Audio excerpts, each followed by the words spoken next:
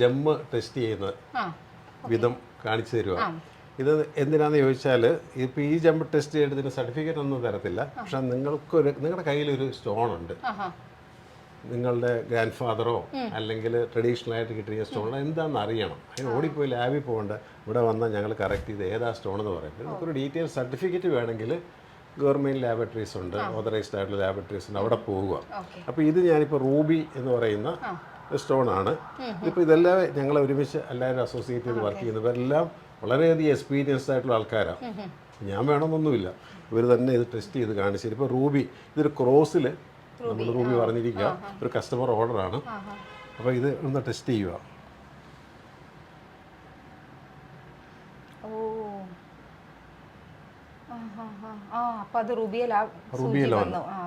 ഇനിയിപ്പോൾ നമുക്ക് ഇതിൻ്റെ സർട്ടിഫിക്കറ്റ് വേണം, നമുക്ക് കീപ്പ് ചെയ്യാൻ വേണ്ടിയിട്ട്.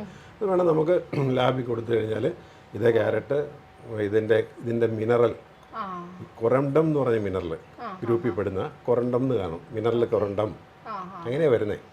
പിന്നെ അതിൻ്റെ മേളിൽ ഹാർഡ്നെസ്, ഈ കല്ലിൻ്റെ ഹാർഡ്നെസ്, കാഠിന്യം, നയൻ. ഈ കൊറണ്ടം ഗ്രൂപ്പിൽ പെടുന്ന ഈ റൂബി പോലുള്ള കല്ലുകളെല്ലാം ഹാർഡ്നെസ് 9-ലാണ് വരുന്നത്.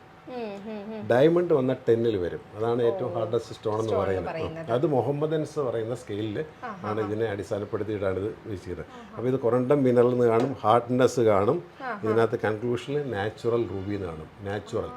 ഇത് ഈ സ്റ്റോൺ കണ്ടോ മെരി, ഏത് കണ്ടോ? ഇതെന്നാ സ്റ്റോൺ? ഡയമണ്ട് പോലെ ഇരിക്കുന്ന സാധനമാണ്.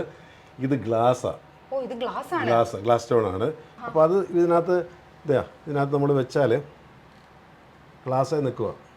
അപ്പോൾ അത് അനങ്ങുന്നില്ല. അനങ്ങത്തില്ല, അത് ഗ്ലാസ്സിലാണ് സ്റ്റാർട്ടിങ്. പക്ഷെ അത് കണ്ടാൽ ഡയമണ്ട് പോലെയൊക്കെ തോന്നും, ഡയമണ്ട് പോലെ ഇരിക്കുന്നത്. പക്ഷേ ഇത് നമ്മൾ പിടിച്ച് നോക്കുമ്പോൾ നമുക്ക് എടുത്താൽ അറിയാം, ഒട്ടും വെയിറ്റ് ഇല്ല.